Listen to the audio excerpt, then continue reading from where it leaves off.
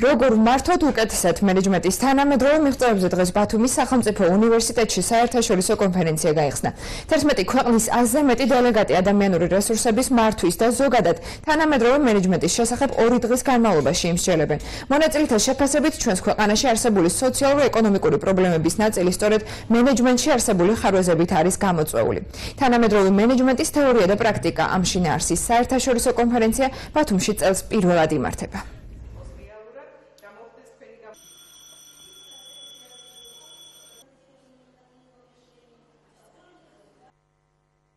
მოგეხსენებათ, დღეს გვაქვს საზოგადოებაში უამრავი პრობლემა, ეს არის ეკონომიკური თუ სოციალური თვალსაზრისით და ბევრი ამ პრობლემების ნაწილი არის სწორედ იმის გამო, რომ გვაქვს ხარვეზები მენეჯმენტში.